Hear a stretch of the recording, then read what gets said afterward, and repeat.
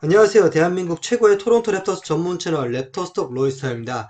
이번 시간에는 지난 시간 예고했던 것처럼 플레인 토너먼트 특집으로 구성을 해보았습니다. 제가 지난주 랩터스톡에서 랩터스가 9위로 시즌을 마감할 것 같다고 이야기를 했었는데 아쉽게도 그 예상이 적중을 하고 말았습니다. 샬럿과의 2연전을 모두 쓸어담은 건 좋았지만 그 후 이어진 셀틱스와의 2연전을 모두 내주면서 9위가 확정되었고요. 타이브레이커를 뺏긴 상태이므로 잔여 경기를 이긴다고 하더라도 순위의 변동은 없을 예정입니다. 사실 랩터스 이번 플레인 토너먼트나 그리고 만일 진출한다고 해도 플레이오프도 별 기대가 되지 않는 것은 랩터스가 이번 시즌 강팀들에 유달리 약했기 때문입니다. 사실 플레인 토너먼트나 플레이오프에서는 강팀들을 상대를 하기 때문에 이 강팀들에 대한 상대 전적이 굉장히 중요한데 랩터스 이번 시즌 디비전 성적이 닉스를 제외한다면 1승 11패로 참혹했습니다.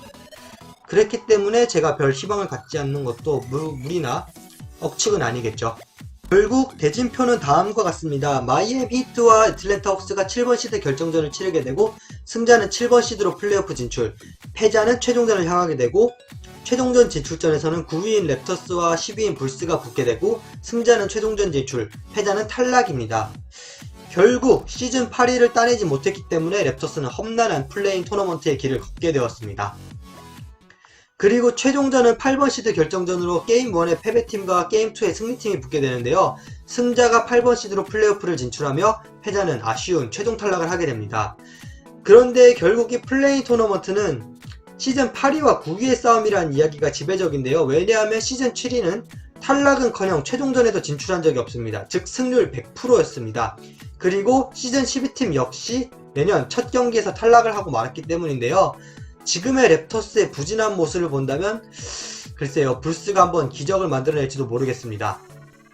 첫 번째로 알아볼 팀은 마이애미 히트입니다. 동부의 강호라 불렸던 지난달들에 비하면 7위라는 성적은 좀 아쉬울 수 있겠지만 지미 버틀러가 3월부터 뜨거운 슛감을 보여주고 있기 때문에 플레인 토너먼트 통과는 굉장히 쉬워 보입니다.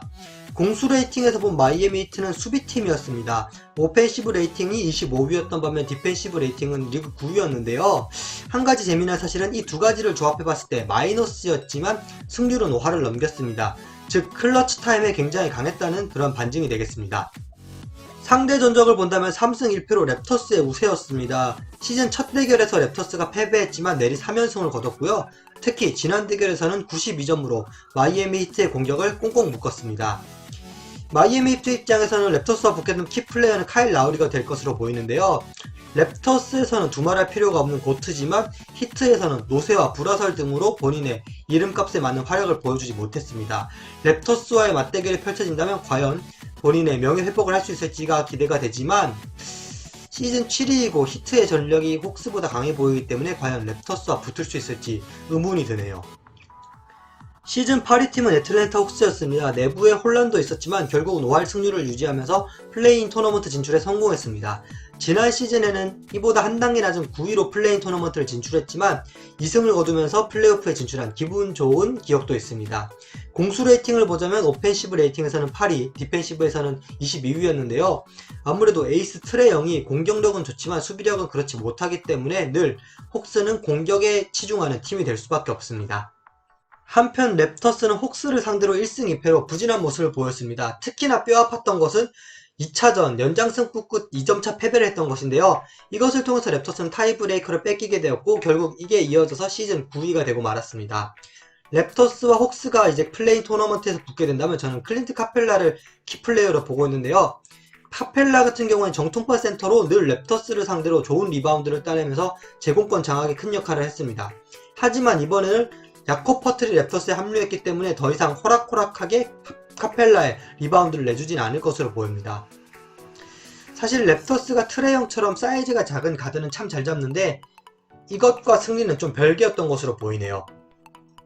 그리고 시즌 12팀 랩터스보다 순위가 낮은 유일한 팀인 시카고 불스입니다.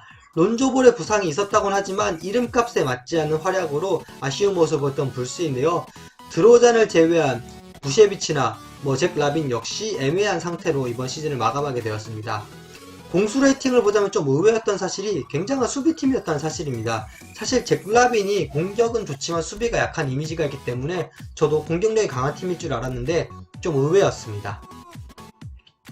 상대 전적은 2승 1패로 랩터스의 우세입니다. 하지만 더마드로잔이라는 랩터스 출신의 슈퍼스타가 있는 한 절대로 방심할 수 없는 팀이고요. 저는 그 이외에도 키플레이어를 패트릭 베벌리로 보고 있습니다. 사실 베벌리 싫어하는 사람도 많고 논란거리도 많은 선수이지만 능력만큼은 인정할 수밖에 없는 선수입니다. 실제로 패트릭 베벌리가 바이아웃 시장에서 불스에 합류한 이후로 상승세를 타면서 플레인 토너먼트에 진출한 불스이기도 하고요. 또 저를 비롯한 많은 랩터스 팬들이 싫어하는 드라기치는 불스와 바이아웃을 했고 지금은 미러키 벅스에 합류한 상태입니다. 첫 번째 전해드릴 소식은 좀 안타까운 소식입니다. 제프 다우틴이 시즌 막바지에 급작스럽게 방출됐다는 소식인데요.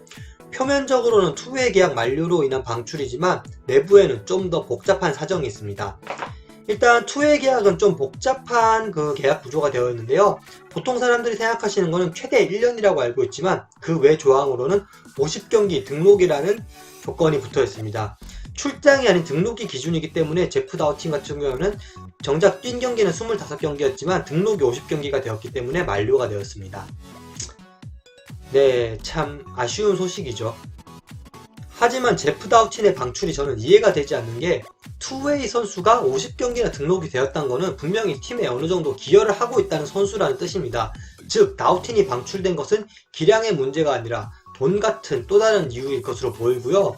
만약에 제프 다우틴을 키우지 않을 거였다면 말라카이 플린이나 달라로 벤튼 같은 선수를 키웠어야 되는 게 맞는데 이렇게 엉뚱한 선수를 키워놓고 방출시키면 그야말로 귀한 시간을 다우틴의 시간도 시간이지만 벤튼과 플린의 시간도 날린 셈이 됩니다. 즉 코칭 스태프와 이제 구단 프런트 간의 커뮤니케이션이 잘 되지 않고 이에 대한 희생양으로 안타깝게 다우틴이 방출된 것으로 보입니다. 두 번째 소식은 닉널스 관련 소식입니다. 보독이라는 베팅 사이트에서는 닉널스가 떠나는 것을 정배로 두고 베팅을 하고 있는데요. 이 비율을 퍼센테이지로 환산한다면 약 72%라고 합니다. 일단 닉널스 감독 같은 경우에는 인터뷰에서 나의 거취에 대해서는 더 이상 질문하지 마라 라고 선을 그었기 때문에 앞으로 이번 시즌 끝날 때까지는 이에 대한 내용은 나올지 않을 것으로 보입니다. 그리고 랩터스의 에이드리언 그리핀 어시스턴트 코치를 여러 NBA 팀들이 주목을 하고 있다고 하는데요. 특히 디트로이트 피스톤스에서 드웨인 케이시 감독의 후임으로 고려를 하고 있다고 합니다. 만약에 에이드리언 그리핀이 피스톤스에 가게 된다면 드웨인 케이시에 이어서 연속으로 피스톤스는 랩터스 경력자를 감독으로 선임하는 팀이 됩니다. 마지막은 그래도 조금은 희망찬 소식으로 준비를 했는데요. 오지 아누노비가 리그의 공수겸장으로 거듭나면서 시즌 평균 1.9개의 스틸로 1위에 올라 있습니다. 즉 시즌이 마감된다면 오지 아누노비는 커리어 첫 타이틀인 스틸왕을 거머쥐게 되는 것이고 이는 랩터스 선수로서는 첫 스틸 왕이라고 합니다. 하지만 지미 버틀러가 평균 1.8개로 단 0.1개 차이로 2위에 올라 있기 때문에 결국 시즌 마지막 경기에서 이 두 선수가 몇 개의 스틸을 기록하느냐에 따라서 스틸왕은 바뀔 수도 있을 것으로 보입니다. 끝까지 가봐야 알 수 있는 스틸왕 경쟁입니다. 한 가지 재미난 사실은 프레드 밴블린 역시 평균 1.8개로 3위에 올라 있습니다. 제가 전해드릴 소식은 여기까지고요. 좋아요, 구독, 댓글 모두 감사드리고 있습니다. 또 다음 주에는 좀 더 재미난 자료로 여러분들 찾아뵐 수 있도록 노력하겠습니다. 감사합니다.